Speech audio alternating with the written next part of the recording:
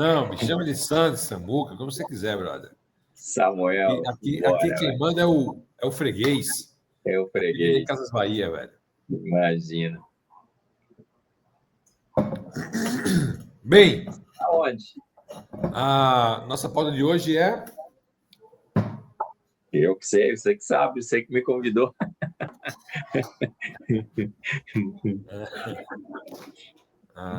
Você quer falar sobre o quê? Você deu uma ideia legal lá, a segunda-feira, qual foi mesmo? Ah, não me lembro mais. Ah, deixa eu tirar meu... Tá cortando aqui. Aí, agora sim. Ah, nem lembro mais, Samuel. O que nós falamos? Sobre fisiologia, como o apêndice e tal, como... Ah, os bad designs. Isso. Ah, bora.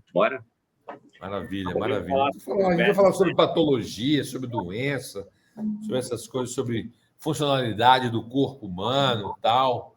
E aí a gente Fala vai... sobre a pulse, laringe, esôfago, fala sobre o dente do siso, fala sobre o apêndice, fala sobre os bad designs, os órgãos vestigiais, a amígdala.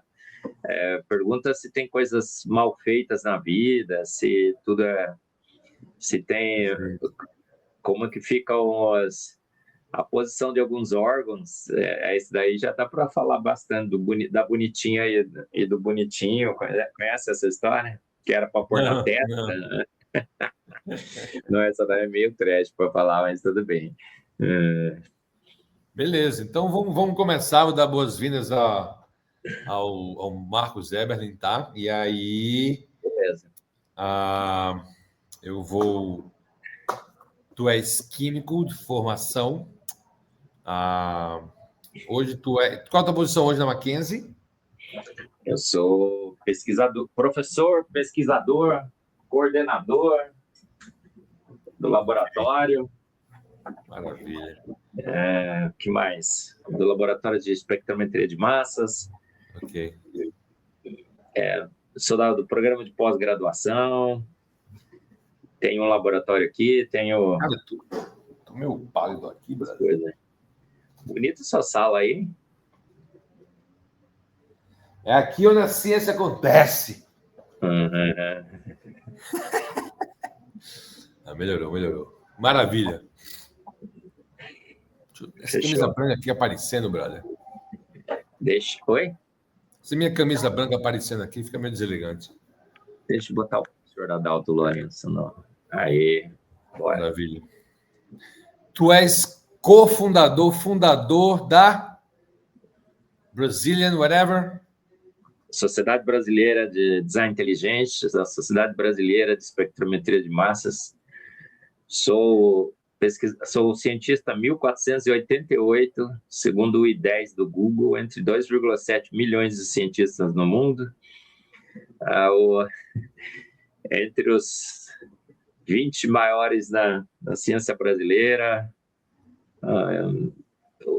Dependendo do critério, o químico mais produtivo do Brasil, pai da cientista brasileira mais premiada da história da ciência brasileira. Pronto, só isso. Gostou? Quer um pouco mais? Ficou ótimo, brother. Quer um pouco mais, Ana?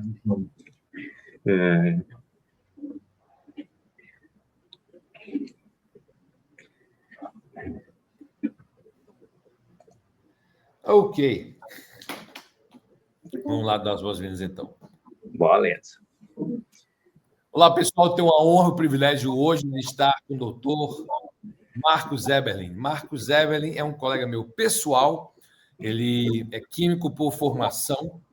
Ele é um dos cientistas mais citados no Brasil, pai da cientista brasileira mais citada nos artigos de pesquisa. Ele é fundador da Sociedade Brasileira de Espectroscopia e fundador da Sociedade Brasileira de Design Inteligente. É professor, coordenador, pesquisador e hoje atua como catedrático lá na Mackenzie. Doutor Marcos Eberlin, bem-vindo ao nosso bate-papo hoje, meu querido. Dr. Sam, privilégio imenso. Bom, eu te chamo de Samuca, né, Samuca? Privilégio imenso estar aqui com você, com todos os seus seguidores aqui no seu canal. Privilégio bater um papo super mega legal com alguém que também milita na ciência, que, sobretudo, sabe que a ciência é o empreendimento divino. Deus é o autor e consumador da ciência, ele criou a ciência para o bem da humanidade, para que a gente pudesse saber um pouco mais de como ele fez, para que, sabendo como ele fez, que nós também, feitos à sua imagem e semelhança, pudéssemos contribuir fazendo grandes obras, grandes invenções, produtos, terapias. Olha aí, homens feitos à imagem e semelhança de um grande Deus, também criando, inovando, produzindo ciência nesse mundo. Perfeito, para fazer com que as pessoas possam viver sua melhor versão todos os dias, né? A imagem melhor de Deus, né? Transmitir melhor essa imagem de Deus. Eu gostaria de conversar contigo, começando sobre a sociedade brasileira do design inteligente. Existem vários movimentos nas academias ou posições que se referem à questão de criação, evolução, e aí surgiu agora esse novo termo de design inteligente, né?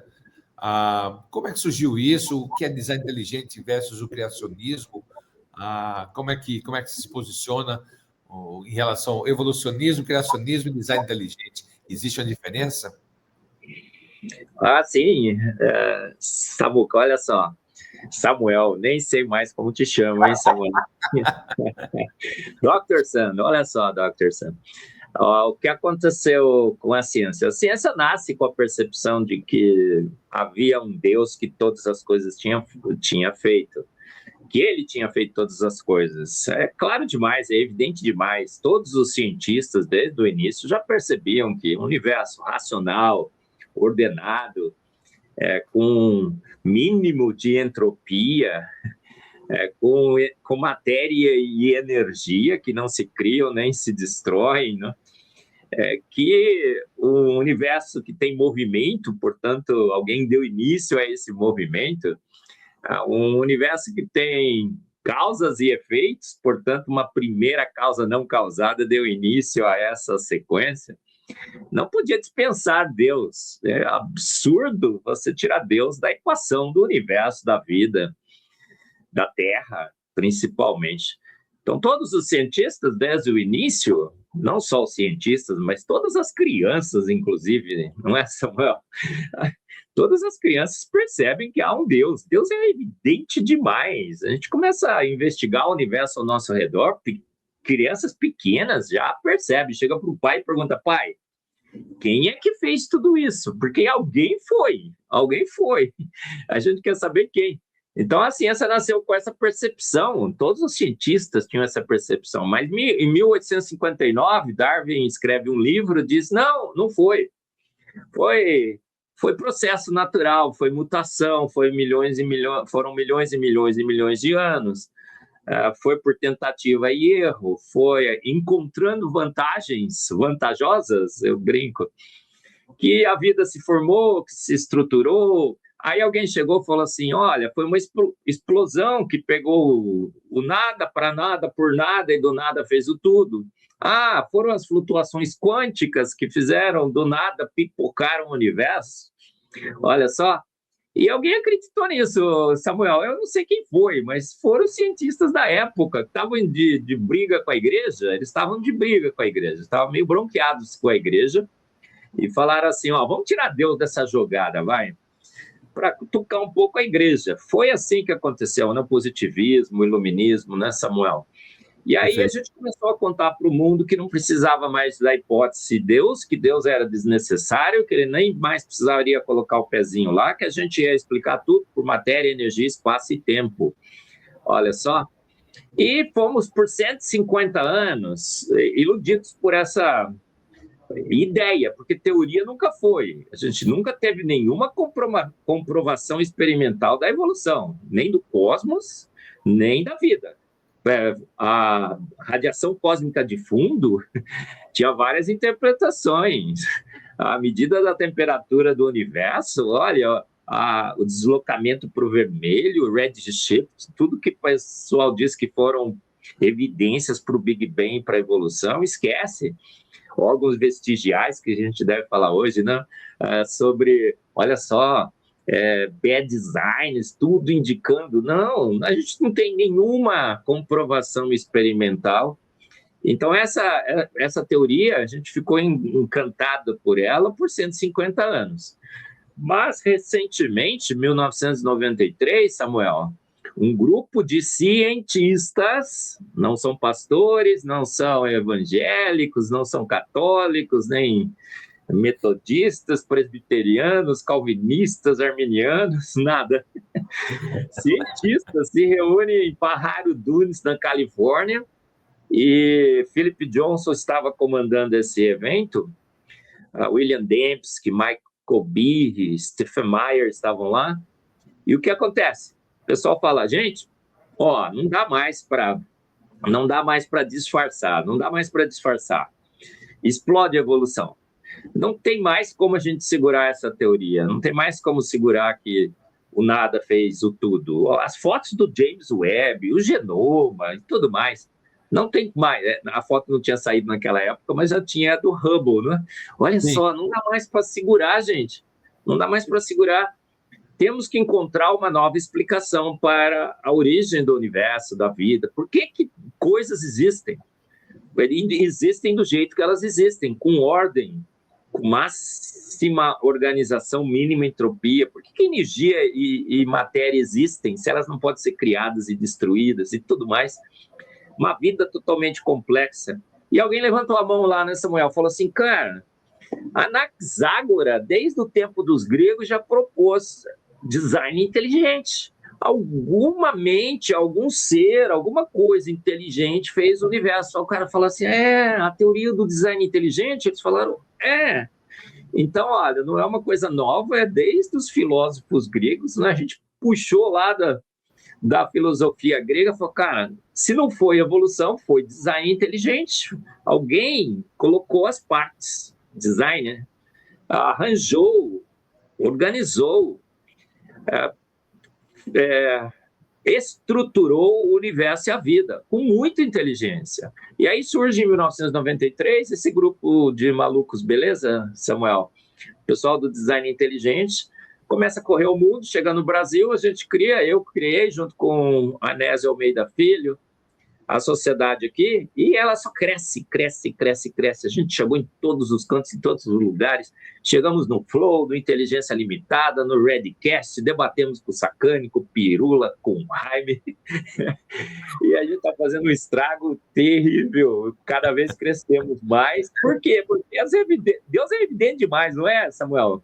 Sim, muito, e é muito interessante isso, porque quando o que você falou está no universo da ciência experimental e observacional. Mas também na ciência filosófica, no caso, né, o grego aí falou, e o próprio C.S. Lewis, ele introduz isso no conceito daquele livro dele, do cristianismo puro e simples, né?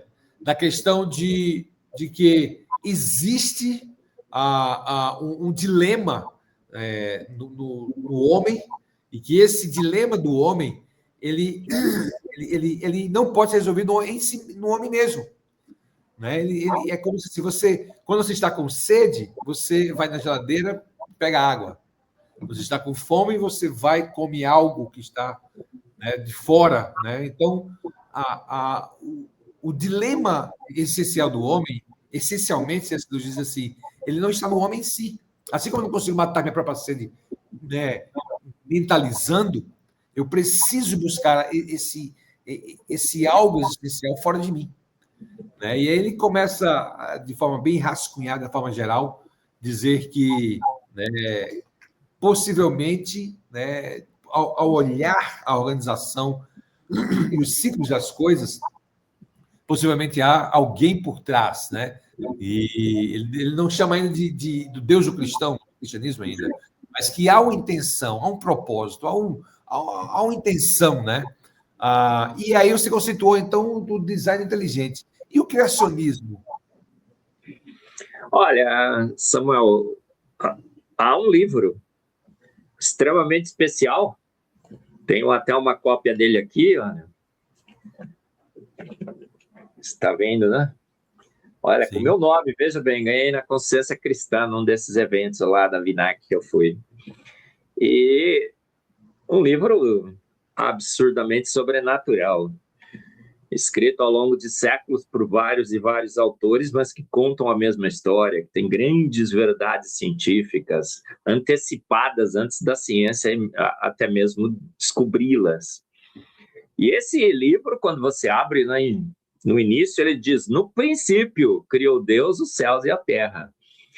E o livro continua dando detalhes de como Deus criou, para que ele criou, que material que ele usou, há quanto tempo ele criou, tem a cronologia, a genealogia de Gênesis, Mateus, Lucas. Tem toda uma história.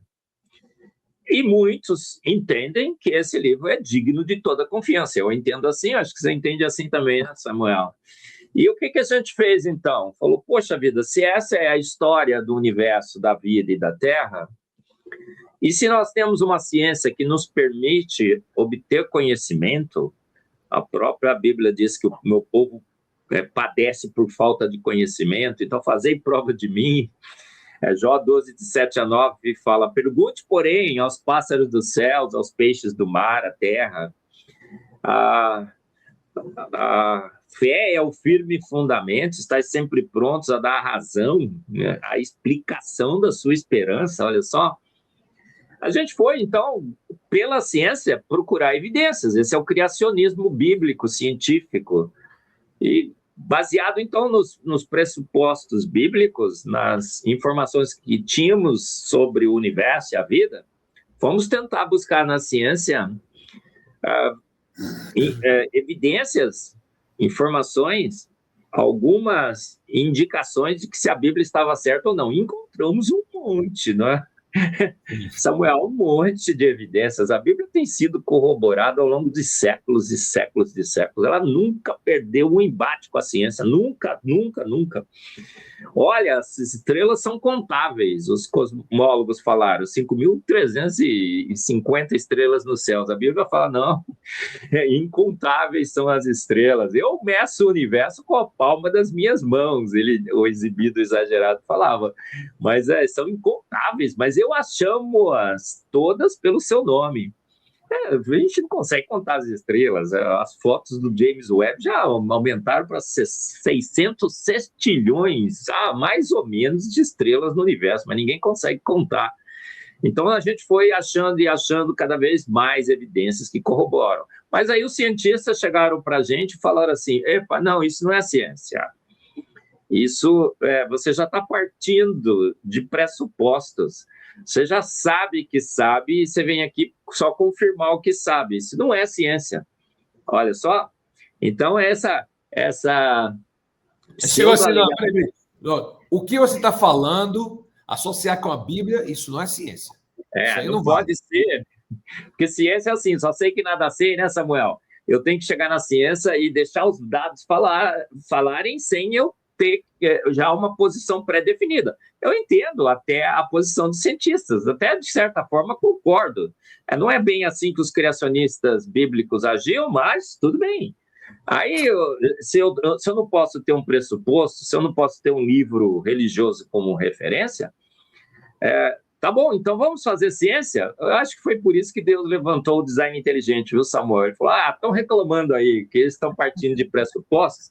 Vou chamar um monte de cientistas sem pressuposto nenhum, que é o pessoal do design inteligente, tem lá de pessoal de todas as posições filosóficas e teológicas, e partindo de pressuposto zero, vamos ver aonde que eles chegam. Aonde nós chegamos com o design inteligente, Samuel? Descobrimos que o universo é inteligente, que ele é fruto de uma mente inteligente, de um ser extremamente inteligente, e sem poder responder quem seria esse ser pela ciência do design inteligente, a gente pegou e chamou os teólogos e os filósofos. Fala, vem cá, olha, não estamos sabendo quem é esse cara aqui. E o que aconteceu, Samuel? Os teólogos e os filósofos falaram, cara, esse cara aí parece que é um cara que está descrito nesse livro aqui, porque ele disse que, assim, que sem ele nada do que foi feito se fez. Antes de tudo, ele já existia, o eu sou, eu sou, eu sou. As características descritas para o Deus bíblico bateram exatamente com as características desse ser inteligente que a ciência, sem preconceitos e sem pré-definições, descobriu. Olha, por que o design inteligente é tão detestado? Você percebeu agora, Samuel? Todos que nos ouvem, por que o design inteligente é tão detestado, tão perseguido? Porque aquela crítica de que é pressuposto e pré-definição bíblica não pode ser aplicado. Tem gente lá que nem aceita que a Bíblia é autoridade científica. Aquela desqualificação como empreendimento não científico não pode ser feita, porque é tudo cientista jogando dentro das regras da ciência, fazendo experimentos, fazendo testes das suas hipóteses. E aonde que o design inteligente chega? Do Deus bíblico, chega no mesmo lugar. Então, você vê como a gente partiu de pontos diferentes. O criacionismo bíblico está aqui, ele está aqui, vou fazer uma alegoria, não, uma ilustraçãozinha aqui. Aqui está o criacionista científico bíblico. Ele vem com o seu conhecimento bíblico na ciência tentar comprovar suas teses. Aqui está o pessoal do design inteligente. Ele não tem nada. Ele só sabe que nada sabe. E ele quer fazer ciência. E ele fazendo ciência, descobre que o melhor candidato para essa mente inteligente é o Deus que está descrito na Bíblia. Foi um choque tremendo, foi um desespero total no quartel naturalista. É muito interessante quando você vai ler artigos científicos e, como eu leio muito sobre fisiologia e farmacologia, etc. e tal, aqui e ali alguém vai e cita assim, então na evolução, né, evoluiu para isso. E assim, é muito assim, sem absolutamente base nenhuma, às vezes assim, porque isso também é ciência. Se eu não tenho eventos para provar, eu preciso me limitar aos dados. Então, eu não posso lançar algo especulativo para justificar algo que está sendo aqui. Então, nós evoluir, não é evolução, não, é assim. Né? E é desse jeito. Né? Por exemplo, a questão das estatísticas. Né? O pessoal, assim, quantas pessoas precisam saltar sem paraquedas de um prédio de 15 andares para dizer que sem paraquedas você vai cair? Então, assim, algumas coisas são porque são. Né? A ciência, ela precisa, o cientista, né? A ciência é prática. O cientista precisa ser prático. Né? Também. Ele precisa ter essa praticidade. Né? Sair né? desse excesso de academicismo, né? Não, exatamente, Samuel. E foi assim que aconteceu com o design inteligente. A gente criou, então, uma sociedade muito forte ao redor do mundo. São milhares e milhares e milhares de cientistas. Tem uma lista dos dissidentes de Darwin. Todos praticamente são do design inteligente, grandes cientistas ao redor do mundo. E, através da ciência, a gente voltou para a boa e velha ciência. A gente não fez nada a não ser uma contra-revolução. A gente voltou para o nosso bom e velho caminho, o caminho que a ciência, desde o início, sempre trilhou. Os pais da ciência, todos entendiam que havia um Deus que tinha feito todas as coisas. Boyle, Pascal, Newton, Faraday, Schrödinger, Planck, os pais da mecânica quântica. Boyle, o pai da química. Olha, J.J. Thomson, o pai da espectrometria de massas, disse que, dado após dado, espectro após espectro, a verdade que é enfatizada a cada avanço da ciência, que grandes são as obras do Senhor. Ele ganhou um prêmio Nobel, o filho dele ganhou um prêmio Nobel, 7 dos seus alunos ganharam um prêmio Nobel. Olha só, fazer disso um pouco de ciência te afasta de Deus, se torna te torna um cientista ateu. Muita ciência te aproxima de Deus. Então, desde o início, essa percepção já vinha com a ciência, com os pais da ciência. Esse desvio momentâneo, eu digo que é um desvio adolescente, Samuel. Sabe, quando a gente chega na adolescência, a ciência chegou na sua adolescência, ficou meio rebelde e quis se afastar de Deus. Mas agora ela já está na juventude, ela já está mais calma, ela já está mais serena. Ela percebeu que essa viagem que ela fez pelo campo naturalista ateísta não levou a nada, obviamente, e ela está voltando para o seu bom e velho caminho. A ciência tem Deus como seu autor e consumador.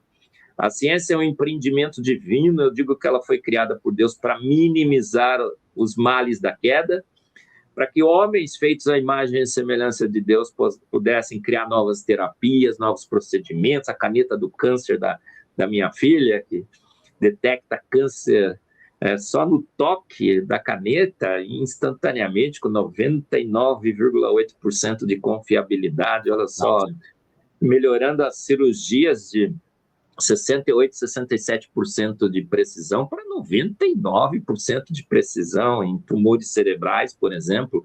Câncer de boca, um projeto que ela está fazendo aqui, estamos fazendo, pai e filha, olha só, com a Unicamp também, para detectar tumores de pele, câncer de pele, Papa Nicolau, as terapias, os medicamentos, os fitoterápicos, tanta coisa. Você vai numa farmácia hoje, Samuel, você fala assim, olha, agradeço a Deus porque criou essas moléculas, porque foi Ele que criou tudo, está tudo na natureza, na realidade, na criação de Deus. E agradeço a Deus porque homens feitos à imagem e semelhança de Deus foram nas plantas e encontraram essas moléculas. Não foi, Samuel? Na própria criação teve a solução, né? Deus colocou no ambiente perfeito, né? E aí, assim, na década de 70, falaram que o apêndice era um órgão de evolução que perdeu função. E aí, um monte de gente começou a ter apêndice, né? Ter apêndice que inflamava sem propósito. Hoje, a conversa mudou. Como é que tá? O apêndice é ou não é um órgão evolutivo que deixou de evoluir e perdeu sua função? Como é que está essa história hoje?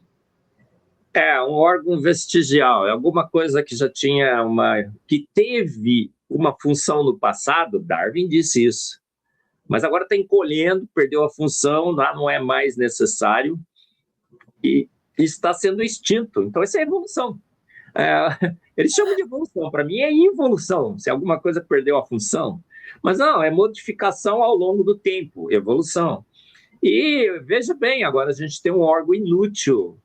E como temos também as amígdalas, como temos os dentes do siso e tanta coisa inútil, a lista já tinha chegado, Samuel, a quase 200 designs, órgãos inúteis vestigiais, 200. O pessoal falava de tudo. Olha, até a posição de alguns órgãos está mal localizada. A nossa laringe...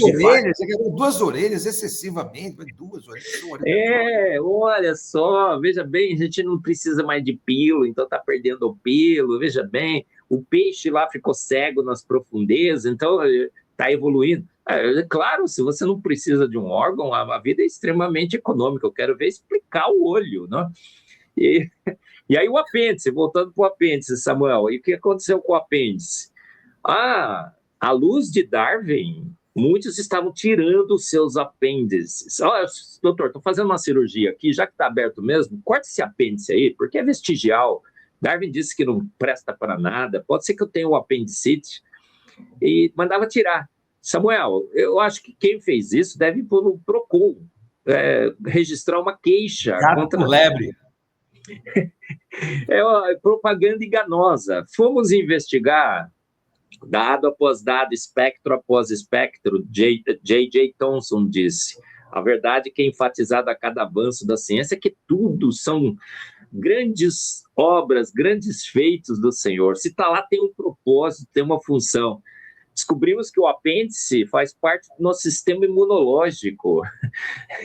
Anticorpos são produzidos no apêndice. Então, se você tirou o seu apêndice, você está mais deficiente imunologicamente, perdeu um pouco da sua do seu sistema imunológico. Ainda bem que a vida é redundante, não é, Samuel? Sim. Quando alguma coisa para de funcionar, sempre tem ali a outra que vai e tenta compensar. Ele tenta compensar ali.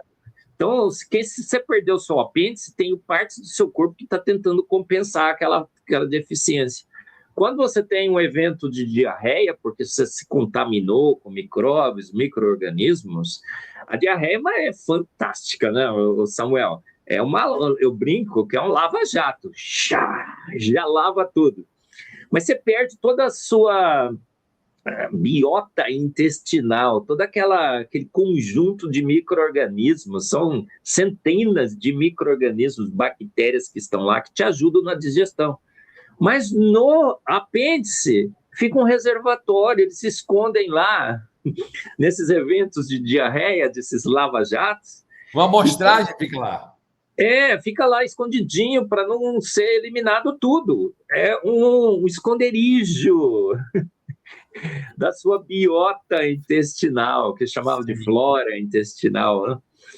E aí, quando você passa esse evento, rapidamente todo o seu intestino, né, todo é repovoado com essas bactérias do bem, e você já está ótimo, tranquilão. Então, duas funções já descobrimos para o apêndice. Como descobrimos que as amígdalas são extremamente importantes.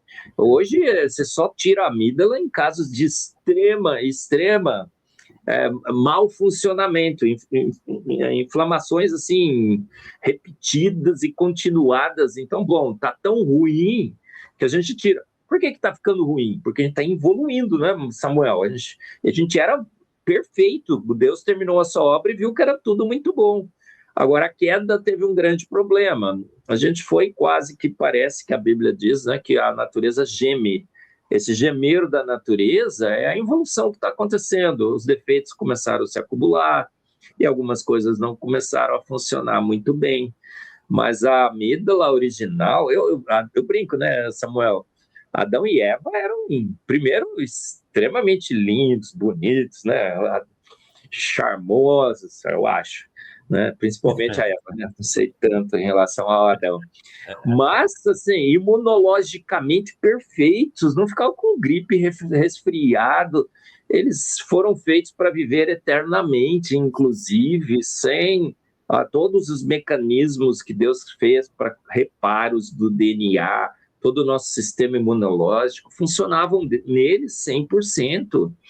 Ele é extremamente saudáveis. Infelizmente, com a queda, agora a gente já está tendo problemas genéticos, Alzheimer, Parkinson, autismo, as coisas já não funcionam tão bem, de vez em quando um vírus nos invade, o sistema imunológico tem que aprender a combater. Os mais debilitados são ceifados pela seleção natural, que não faz nada, na realidade é o organismo que não consegue reagir. E a gente está evoluindo. Eu digo que Jesus tem que voltar rápido, né? Senão essa evolução vai ficar cada vez pior, mas felizmente a gente tem a medicina, a gente tem a farmácia, nós temos todos os fitoterápicos, né? A solução está na natureza, você não acha, Samuel? Nas Sim. plantas. Nessa questão do sistema imune é fantástico que você falou, porque teve acho que há 7 anos atrás, talvez um pouco mais, minha sogra veio dos Estados Unidos morar conosco aqui no Brasil. E ela, para tentar fazer amizade com o caçula, que estava não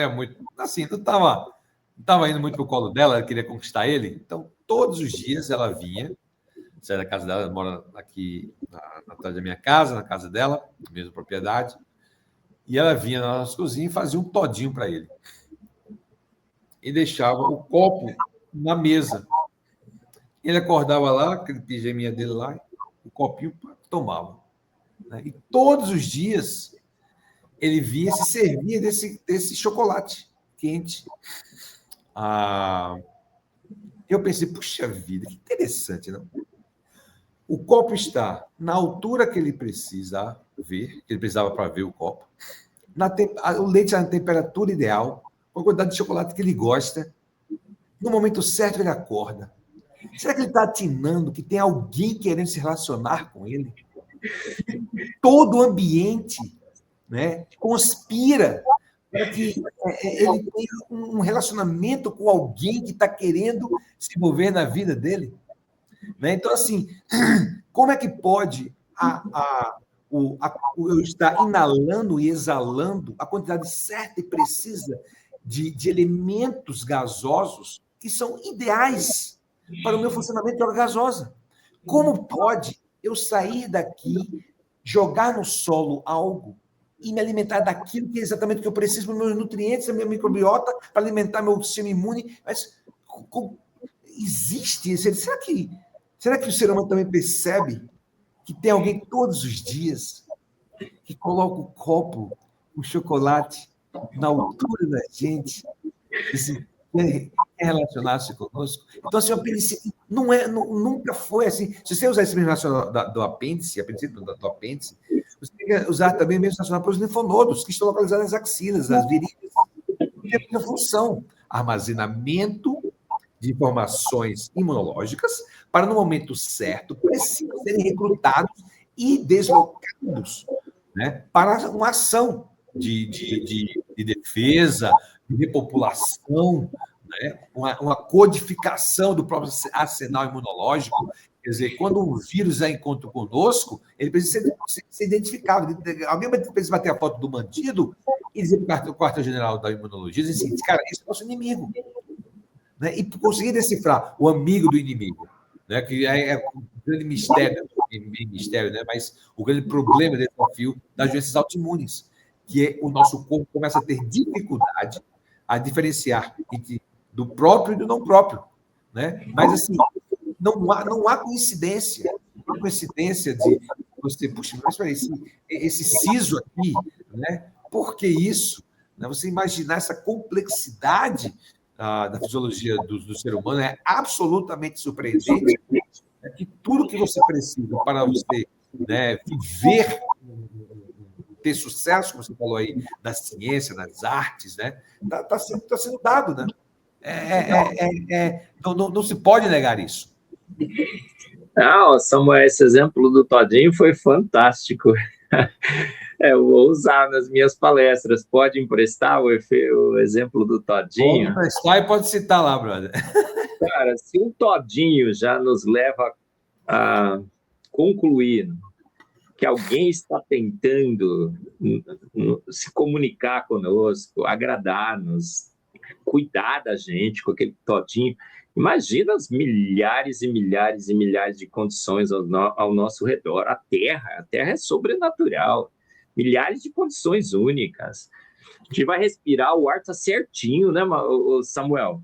Oxigênio e nitrogênio na proporção certinha. Nitrogênio para as nossas proteínas, oxigênio para a nossa energia. Tem lá a proporção certa, se tivesse mais oxigênio. As hemácias vão lá, captam esse oxigênio, aí troca gasosa e você expira o gás carbônico, sabe? Pronto, e as plantas pegam o gás carbônico e transformam em oxigênio. Gás carbônico transformar em oxigênio, assim, né? É absolutamente assim. É um ciclo. São vários e vários ciclos que temos na Terra que mantêm as concentrações constantes, o ciclo da água, o ciclo do oxigênio, o ciclo do carbono. Veja a camada de ozônio, que não é muito bem uma camada, mas nos protege da radiação excessiva do ultravioleta, o campo magnético que protege a Terra, a água com as suas 74 propriedades físico-químicas únicas, que só a água tem, um líquido sobrenatural. Olha, o gelo não afunda, ele boia na água. Se afundasse, os lagos e rios e mares estariam todos congelados, ainda mais que essa crise aí, né? O esfriamento global desse ano foi terrível, não foi? A Bíblia diz que Deus cuida de tudo, de tudo. Enquanto durar a terra, haverá inverno, haverá verão, haverá colheita, haverá o nascer, o crescer, haverá dias bons, dias ruins, tempo de chorar, tempo de se alegrar. Deus está no comando de todas as coisas. E é como se a gente... Tem uma analogia também, que agora eu lembrei, é como se entrasse numa casa e você observasse lá a cama arrumadinho, o travesseiro arrumadinho. Lá o banheiro já na temperatura certinha, uma toalha pendurada para você se enxugar.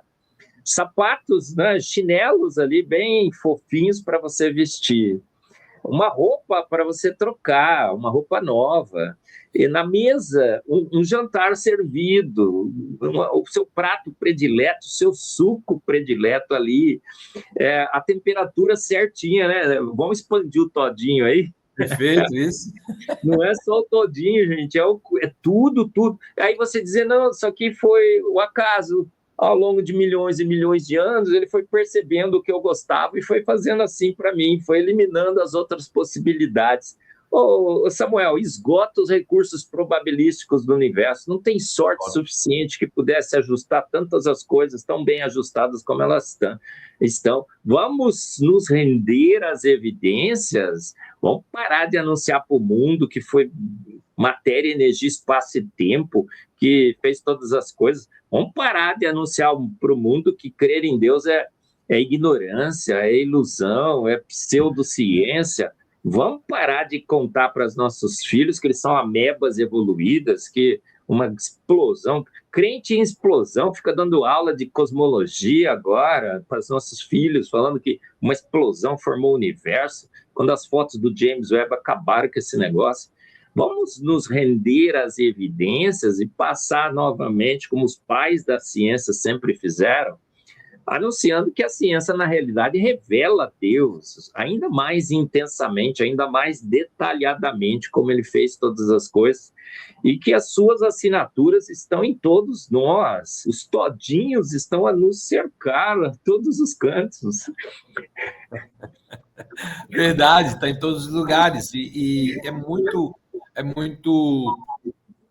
limitante. E eu assim, de certa forma, acho que às vezes é uma desonestidade intelectual, sabe? Às vezes a pessoa não dá um passo atrás e se render a essa complexidade, porque quando você lança a mão de outras ciências, né, você não vai ter estatísticas que sustente isso, né? As possíveis combinações de RNA para que possa formar um DNA é gigantesca, né? Parece que é 8 elevado a 256, quer dizer, se tiver um a cada segundo, não vai ter. Outro dia, não sei se você conhece o Domingo dos Santos Neto, aquele maranhense que faz uns vídeos no Instagram sobre alguns experimentos de ciência bem simples, ele é genial. Sim. E ele fez um tetraedro e colocou cada um dos lados do tetraedro, 4, as letras da palavra vida, VIDA. E ele começou a jogar aquele tetraedro até que a palavra vida caísse em sequência, VIDA. Ele jogou 580 vezes. Aí ele fez a pergunta de $1 bilhão. Quanto tempo o universo demoraria? Porque para eu formar uma mera palavrinha aqui, vida, demorou 580 jogadas, acho que ele ficou lá por horas, eu não me lembro quantas horas ele ficou jogando o tetraedro. Aí ele perguntou, quanto tempo você acha que o universo demoraria? A pergunta foi genial. Ele é genial, o menino é genial. Eu fiz uma live, ele vem agora para São Paulo, estaremos juntos. E aí o que acontece? O Domingos fez a pergunta de $1 bilhão. Quanto tempo demoraria para que o universo formasse um genoma, o mínimo possível, o menor genoma conhecido? Eu fiz uma live, um podcast em que eu respondi essa questão. O Domingos, você teria que ficar jogando o seu tetraedro infinitas eternidades, e mesmo assim você não conseguiria. Infinitas eternidades. Esgota em ordens e ordens e ordens e ordens de grandeza os recursos probabilísticos. Não tem acaso, não tem sorte suficiente para formar uma coisinha mínima, o menor organismo funcional possível. 580 genes, 580 mil pares de bases. O nosso genoma tem 3,2 bilhões de letras enfileiradinhas, bonitinhas, escrevendo um poema de 3,2 bilhões de palavras. Agora, não é só você conseguir as palavras certas, as letrinhas certas, você tem que conectar as letrinhas, é que eu falei para o Domingos. Domingos, você tem que conectar V com I, com D, com A. E essa conexão é através de um fosfato, através de um açúcar, a ribose, que é D-ribose. A reação não ocorre sem catálise enzimática. Você precisa da enzima para conectar o fosfato na ribose, a ribose nas bases nitrogenadas. Você tem que ter aquelas 4 bases, a TGC, Aguinaldo Timóteo, Gal Costa, lembra, né? A vida é coisa de profissional e profissional extremo. Gente, a vida é coisa de profissional e profissional extremamente competente. E sem esse profissional extremamente competente, o resto é sonho delirante de uma noite de verão. Burululu do Pirula, burululu do Serjão, chopes em vulcão, crio nascendo em fumarola. Tem gente que precisa voltar para a escola. Eu fiz um rap sobre isso, viu? Gente, foi ele que fez. Sim, sem ele, nada do que foi feito se fez de pronto, de vez, de uma vez. Som que se ouve até o universo mais profundo. Ele fez, de pronto, de vez. Gente, estou falando aqui com o doutor Marcos Eberlin, químico, catedrático da Universidade de Mackenzie, um dos cientistas mais citados no Brasil, com suas publicações, já foi capa de revista inúmeras vezes. Estive algumas vezes no laboratório dele, você vai lá, principalmente quando estava na outra universidade lá, a parede tomada com artigos sendo capa de revistas da revista. Continuamos, mas, Samuel, várias novas capas aqui no Mackenzie, sim. Então vou ter que ir prestigiar essa sua nova sala. Vem cá me visitar. Olha, acabamos de ter uma capa no Analytical Chemistry sobre um método com a caneta para detectar Covid, 90 e poucos % de eficiência. Não é que esses kits que corriam por aí, né? Que mais ou menos. Acabamos de submeter um artigo, Proceedings of the National Academy of Science, sobre câncer de boca, com a Lívia.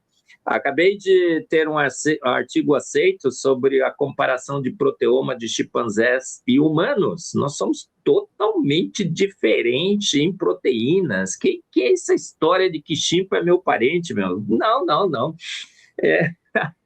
De jeito nenhum, não há a menor chance. Nada contra os chimpanzés, mas parentesco não temos não, gente. Você foi feito à imagem e semelhança de um grande Deus. Você é filho do Altíssimo, filho do grande Deus que fez o universo imenso, 600 sextilhões de estrelas. Olha só. E não te deixe nunca ninguém te convencer que você é uma ameba evoluída, que você é um mero mamífero, que você é parente de chimpanzé. Muito pelo contrário, você é filho do Altíssimo. Marcos Eberlin, me diz uma coisa. As pessoas estão lutando contra doenças crônicas, doenças difíceis. Onde é que está esse Deus? Nesse momento difícil. Nas doenças difíceis, nessas doenças crônicas que as pessoas estão tendo, lutando todos os dias, notícias ruins, diagnósticos terríveis, onde é que está Deus? Olha, Samuel, essa é uma grande questão. Por que o mal existe? Por que temos doenças? Por que temos problemas na vida? E há uma discussão filosófica e teológica sobre a existência do mal, quem criou o mal, se Deus, então, é mal porque ele deixa que o mal exista. Mas o que a gente tem que, em primeiro lugar, explicar é porque tem coisas boas, por que o bem existe. Olha, por que ele nos fez, em primeiro lugar? Ele não precisava nos fazer, ele teria toda a autoridade, inclusive, para ter destruído toda a humanidade. Nós pecamos, e o salário do pecado é a morte. Então, a primeira pergunta que a gente deve fazer não é por que o mal existe, é por que o bem existe, por que estamos vivos, por que ele nos mantém vivos, por que a misericórdia de Deus se renova sobre nós a cada manhã. Agora, alguém já disse, eu acho que é uma boa explicação, eu não sei se é a melhor, ou se é a explicação, é que nesse mundo Deus nos afasta um pouco dele, nos faz experimentar problemas, dificuldades, doenças, para a gente perceber que o afastamento nosso de Deus não é bom. Esse afastamento fomos nós que provocamos, inclusive, não foi ele. Então, um pouco longe de Deus, a gente percebe o quanto que nós necessitamos dele, como somos carentes dele, como que a gente iria apreciar a bondade de Deus, o quão bom é estar ao seu lado se a gente nunca tivesse experimentado essa distância. Então, a Bíblia diz que no mundo tereis aflições, mas tem de bom ânimo, eu estou te treinando aí, eu estou te capacitando, eu estou te... no fogo das provações, das tristezas, dos males desse mundo, eu estou forjando alguém muito diferente, ouro puro, não é, Samuca? Sim. A gente está... Agora, tudo que a gente... No mundo tereis aflições, mas tem de bom ânimo, eu venci o mundo. Quando você é fraco, aí que você se torna forte. Paulo chega para Cristo e fala, afasta de mim esse mal aqui. Ele falou assim, não. O meu poder se aperfeiçoa na fraqueza. Então, eu vejo assim, Samuel, porque temos problemas, porque temos doenças, imperfeições. Primeiro, que é o resultado da nossa decisão, foi a queda do homem. E segundo, que é uma forma que Deus usa para que a gente se aperfeiçoe nesses problemas, nas fraquezas, e que a gente busque a Deus, inclusive. Eu passei um problema seríssimo na minha vida, eu tenho saudades desse tempo, porque foi o tempo que eu mais me aproximei de Deus, mais eu estava em comunhão com Deus, e eu senti uma paz tão grande, apesar da aflição ser tremenda. Então, a gente tem que saber que o nosso Deus está no comando de todas as coisas, aquela doença, aquele mal, aquele problema, ele sabe que está acontecendo, ele tem um propósito que às vezes a gente não entende, e o propósito é esse, o poder dele se aperfeiçoar na nossa vida pela fraqueza, pelo mal que a gente está sofrendo. Então, keep walking. Muito bom, keep walking. É exatamente isso. Avaliar a existência de Deus, a bondade de Deus por um evento na minha vida é, no mínimo, egoísmo, né? Eu olhando para mim, a minha avó passando mal, eu estou duvidando de Deus. A tua avó, não. A tua avó pode morrer. Você pode ter o diagnóstico que tiver, mas comigo, aí Deus não existe mais. Então, no mínimo, é reducionismo, né? No mínimo é egoísmo. E segundo, além disso, é também entender que se é um Deus, ele é soberano, como você falou agora, há um propósito, e que quem disse que o propósito de Deus é trazer conforto para todos? Eu acho que ele está muito mais interessado no nosso coração, no relacionamento com a gente genuíno, como você falou, do que só conforto. Ele se preocupa com a nossa felicidade, sim, mas ele preocupa muito mais com o nosso coração, né? E sei que você é um cara aí de muita fé. Estamos chegando aqui no final do nosso papo, acredite se quiser. Tem muita gente conversar ainda, vou trazer você de volta aqui. Mas eu gostaria que você deixasse suas últimas palavras aí para o nosso público que está ouvindo você agora. São pessoas reais de todos os dias, são profissionais de saúde, são pessoas que também estão buscando dicas de saúde, buscando a melhor saúde, viver uma vida melhor. E queria que você deixasse aí o seu recado para essa turma que está nos ouvindo hoje.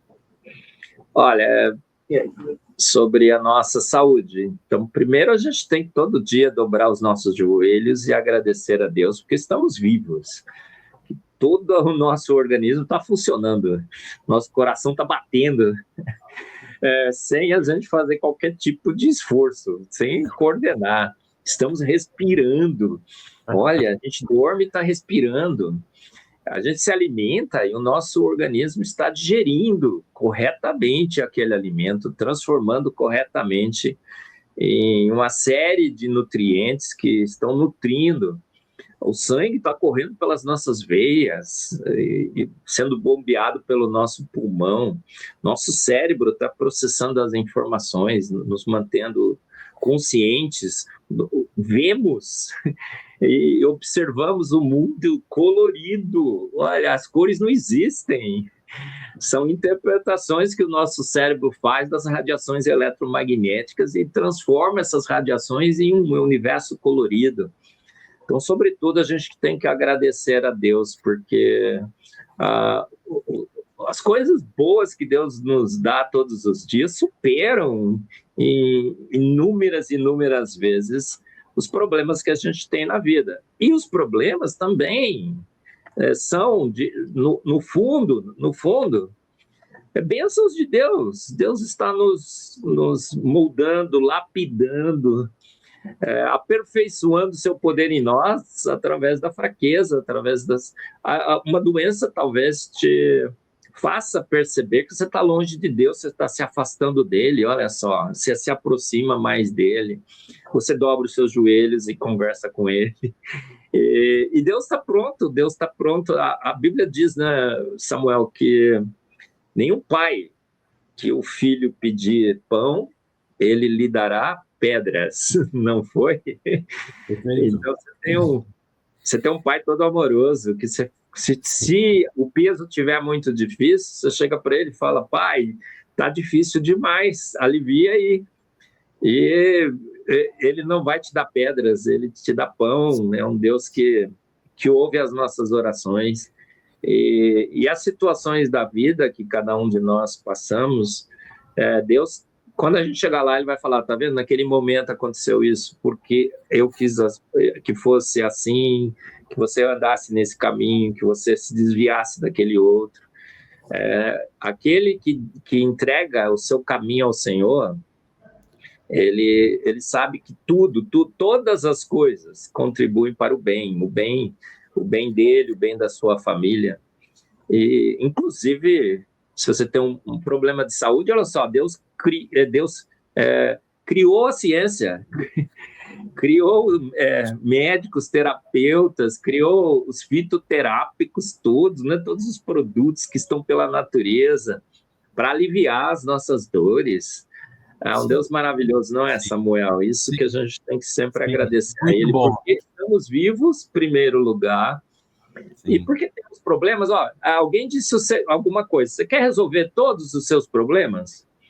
Caia numa cama e não consiga mais levantar de lá com uma doença mortal final. Aí você só vai ter esse problema na sua vida.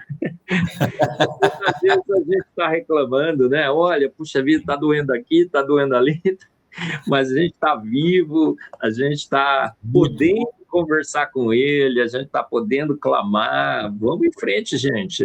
No mundo tereis aflições, mas tem de bom ânimo. Muito bom. Ele venceu o mundo, você também vencerá. Muito bom, excelente, Marco. Muito bom.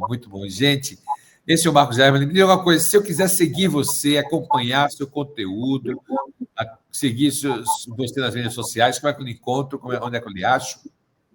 Olha, primeiro no YouTube, é o meu canal, @EberlinMarcos. É só colocar Marcos Eberlin no YouTube, você já acha o meu canal. Eu estou no Instagram, no TikTok, no Facebook, nas redes sociais. Eu tenho um grupo agora que está me ajudando para que a verdade científica sobre as nossas origens, sobre quem somos, seja propagada para o mundo. Olha, essa lorota de que somos amebas evoluídas, gente, de que uma grande explosão formou o universo, está corrompendo a nossa sociedade, corrompendo os nossos filhos, está tirando de nós o papel de protagonismo que temos no mundo. Agora a gente virou mero mamífero. A gente, muitas vezes, tem menos importância que muitos outros seres nesse planeta. Não, Deus... Você, com todas as suas publicações, você vale menos que uma tartaruga marinha, viu? Porque... Exato. Se eu matar uma tartaruga marinha, eu vou pegar a cadeia. Se eu matar você, eu talvez pegue só Então, olha, a gente precisa voltar a reconhecer, através da boa ciência, que somos filhos do Altíssimo, feitos à imagem e semelhança de um grande Deus, e fomos colocados por Deus para comandar o mundo, como seus mordomos da criação de Deus. A gente tem que cuidar da criação, sim, mas nós estamos no comando, porque somos filhos do Altíssimo, somos imagem e semelhança do Deus Criador de todas as coisas. Essa mensagem que eu passo no meu Instagram, no YouTube, Deus fez, foi Ele que fez, sem Ele nada do que foi feito se fez, nada de ameba evoluída, nada de explosão, Você que está nos ouvindo. Nada dessa enganação, é pura ladainha, virou pó, virou farinha. Você que está nos ouvindo, isso é uma mensagem muito importante, que você não é fruto do acaso. E o que o doutor Marcos Eberlin está dizendo aqui é muito importante. Quer dizer, um homem dessa magnitude, dessa envergadura científica, dizer para a gente, lembrar todos os dias, agradecer a Deus de joelhos por mais um dia de vida. Gente, está aí uma lição para a gente. Às vezes nós estamos tão arrogantes, tão cheios de soberba, tanto orgulho, tanta vitimização. E o doutor Marcos Eberlin diz o seguinte: gente, lembra que você está vivo? Você não está fazendo esforço nenhum para estar vivo, é só respirar. Praticamente o esforço do seu pulmão é encher e esvaziar. Que você, hoje, se você está enfrentando algum problema difícil, seja no trabalho, na saúde, então, boa dica, se lembrar que você não é fruto do acaso, que é um Deus que quer relacionar-se com você, quer ter um envolvimento com a sua vida e quer desenvolver esse relacionamento. Eu quero agradecer ao Dr. Marcos Eberlin por esse tempo preciosíssimo, gostoso pra caramba de falar de Deus, ciência, criacionismo, design inteligente, falamos sobre o apêndice, tem muita coisa para a gente falar ainda mais, gente, e nós vamos trazer ele de volta aqui. Marcos, querido, muito obrigado pelo seu tempo, pela sua atenção e pela participação, querido. É um privilégio todo meu, honra, agradeço o convite e agradeço também você que está nos assistindo. Que legal, saiba que você realmente é especial. Fuja dessas lorotas evolutivas. Você tem um papel especial nesse mundo, Deus te fez com um propósito. E o propósito final é que eu espero que todos estejamos juntos, andando em ruas de ouro, na Jerusalém Celestial, com o nosso Mestre Jesus. Te espero lá. Amém. Obrigado, doutor. Um abraço.